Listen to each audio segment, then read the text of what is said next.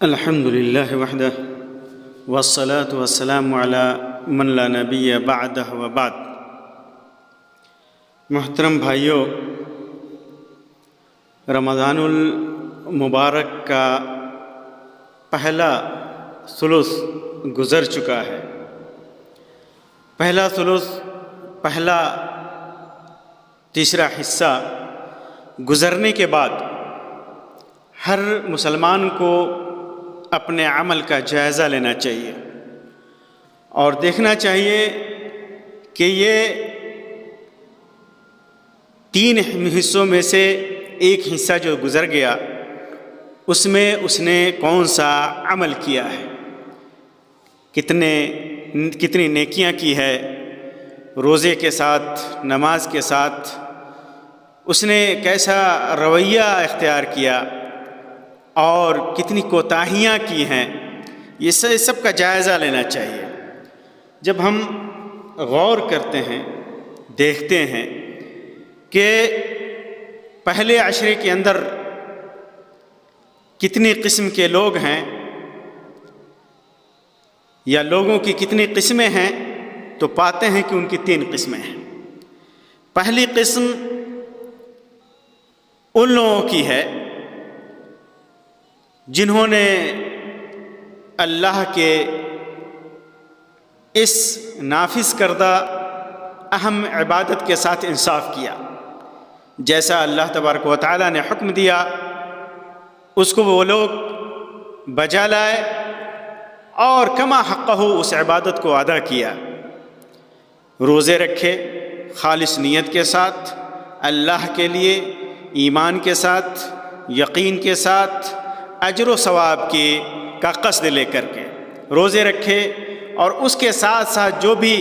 واجبات اور فرائض ہیں اس کو ادا کیا۔ روزے کے دوران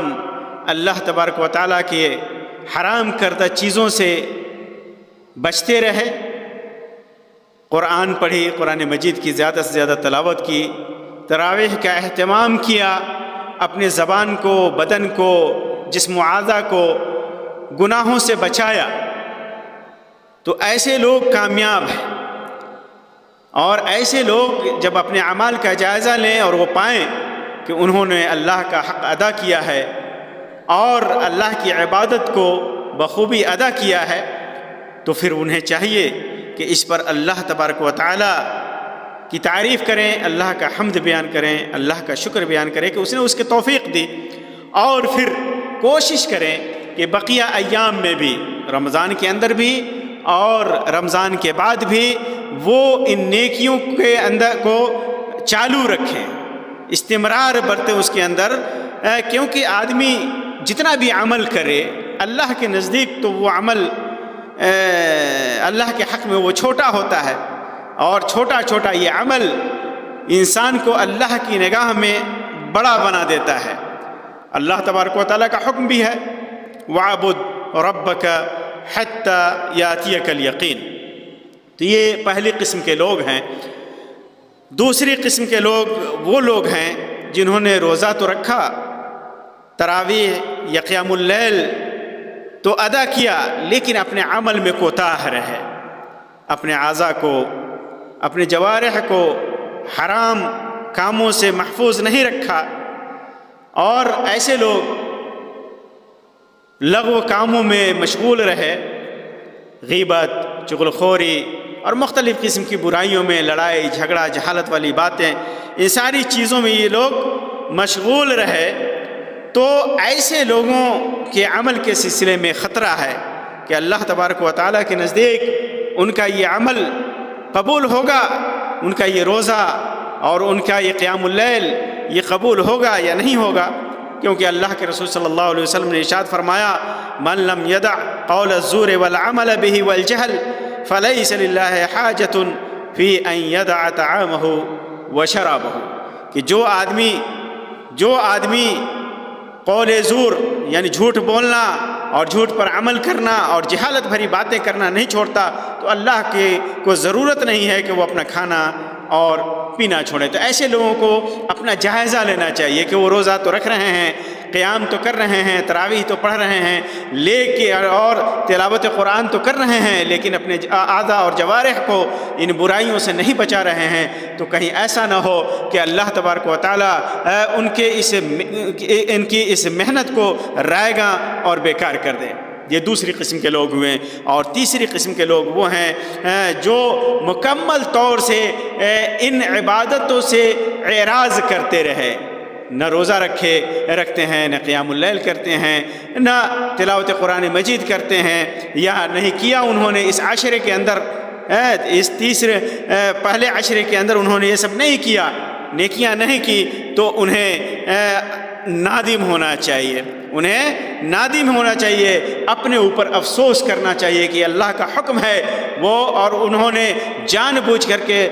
اس حکم سے اعراض کیا ہے۔ اسلام کے ارکان میں سے ایک رکن ہے یہ، جس کا جان بوجھ کر انکار کرنے والا کافر ہوتا ہے۔ انہیں اپنا جائزہ لینا چاہیے اور ٹٹولنا چاہیے خود کو کہ وہ کہاں کھڑے ہیں اللہ کے نزدیک، اللہ کی نگاہ میں ان کی کتنی اوقات ہے، وہ لوگوں سے چھپتے پھرتے ہیں اور اپنے کو چھپاتے ہیں، اور بعض لوگ تو ایسے ہوتے ہیں کہ اتنے جھری ہوتے ہیں کہ رمضان کے دنوں میں کھلم کھلا کھاتے پیتے ہیں اور غلط کام کرتے ہیں۔ انہیں اپنا جائزہ لینا چاہیے۔ اب پہلی قسم کے لوگ اس عشرے میں جنہوں نے سب کچھ صحیح طریقے سے انجام دیا، اللہ کے حکم کی تابعداری کی، فرما برداری کی، اس کو انجام دیا، تو اللہ سے تو وہ امید رکھیں اور آگے بھی اسے وہ جاری رکھیں۔ اور یہ دو قسم کے لوگ جو ہیں جنہوں نے روزہ اور نماز تو کیا، قیام اللیل تو کیا، لیکن ان کے اعضاء اور جوارح برائیوں سے محفوظ نہیں رہے، اور وہ لوگ جنہوں نے مکمل طریقے سے روزہ اور نماز سے اعراض کیا، ان دونوں کے لیے ابھی راستہ کھلا ہوا ہے،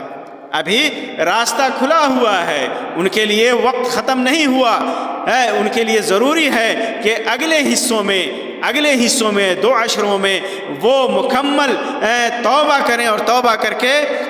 کر کے اللہ تبارک و تعالیٰ کی طرف راغب ہوں، اپنے اعمال کا جائزہ لیں اور اپنے اعمال پر نادم ہوں، اور اللہ رب العزت کے حکم اور فرما برداری کے حکم کی تابعداری اور فرما برداری کے لیے وہ خود کو تیار کر لیں۔ اللہ تبارک و تعالیٰ کے یہاں مایوسی نہیں ہے۔ اللہ تبارک و تعالیٰ فرماتا ہے قُلْ يَا عِبَادِيَ الَّذِينَ أَسْرَفُوا عَلَىٰ أَنفُسِهِمْ لَا تَقْنَطُوا مِن رَحْمَةِ اللَّهِ، کہہ دیجئے کہ اے میرے بندو، جنہوں نے اپنے نفس کے اوپر اسراف کیا ہے، اپنے نفس کے اوپر ظلم کیا ہے، اپنے آپ میں کوتاہی کی ہے، تو اللہ کی رحمت سے وہ مایوس نہ ہو، نا امید نہ ہو۔ اللہ تبارک و تعالیٰ کے ہاں توبہ کا دروازہ کھلا ہوا ہے، وہ غفور الرحیم ہے، وہ اتنا غفور الرحیم ہے کہ آدمی دعائیں کرنے میں خطا بھی کرتا ہے تو اللہ تبارک و تعالیٰ اس کی دعا کو قبول کرتا ہے۔ اس کے لیے بہت سارے راستے ہیں، اس بندے کے لیے، افراد کرنے والوں کے لیے، کوتاہی کرنے والوں کے لیے اللہ تبارک و تعالیٰ نے بہت سارے راستے رکھے ہیں۔ ان راستوں کو اپنا کر کے بندہ اللہ کے یہاں مقبول ہو سکتا ہے، اور وہ پہلی قسم کے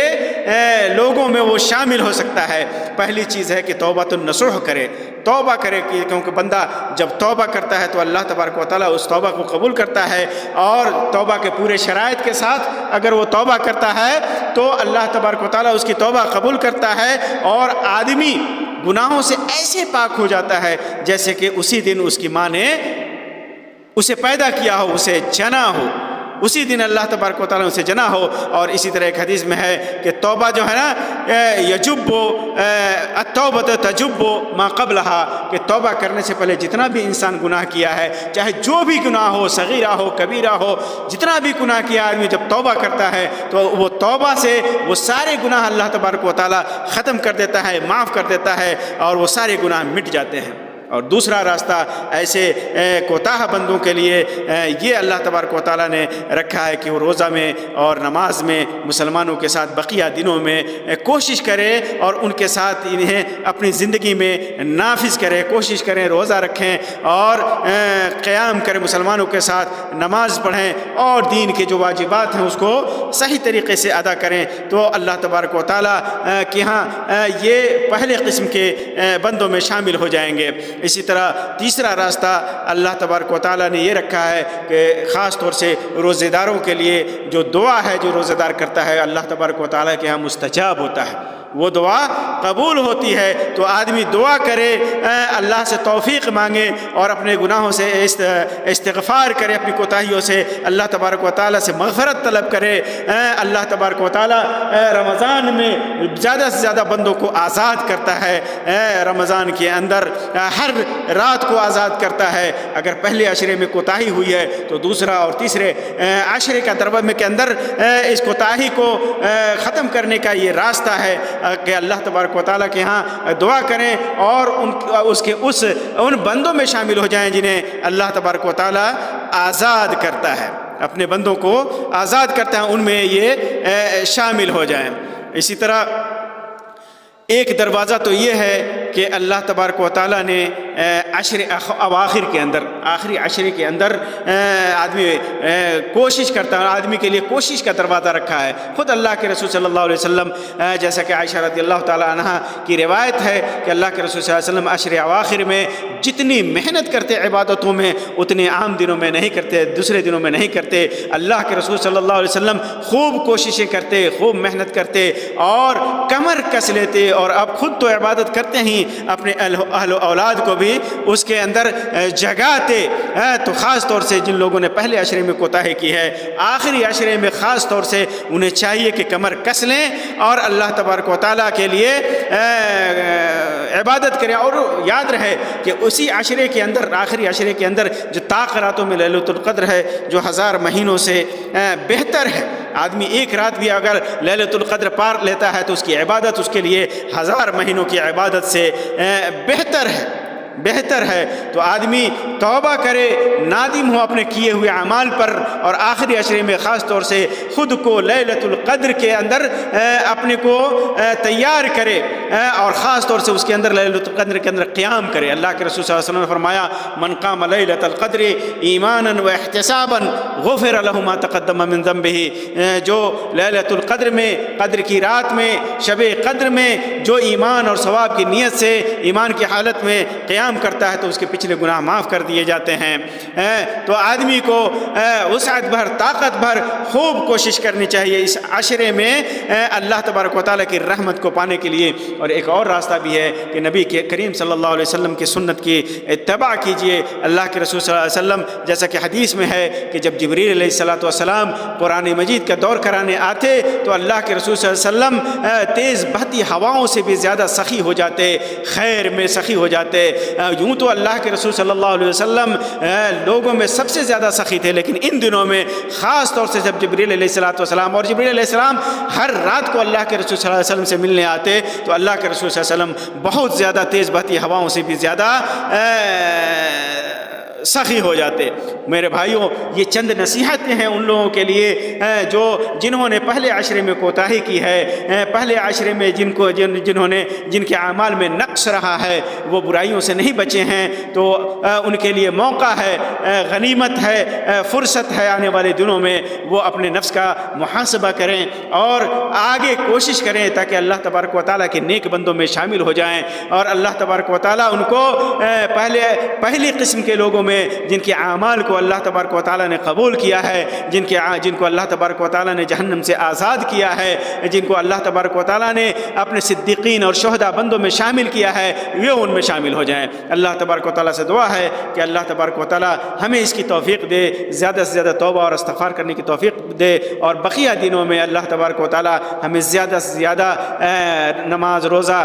وغیرہ میں اور دیگر اعمال میں زیادہ سے زیادہ کوشش کرنے کی توفیق عطا فرمائے۔ دیگر ایام میں بھی اللہ تبارک و تعالیٰ ہمیں برائیوں سے بچائے اور نیکیوں کی توفیق عطا فرمائے۔ آمین یا رب العالمین، وآخر دعوانا ان الحمد للہ رب العالمین، وصلی اللہ علی خیر خلق وسلم، والسلام علیکم ورحمۃ اللہ وبرکاتہ۔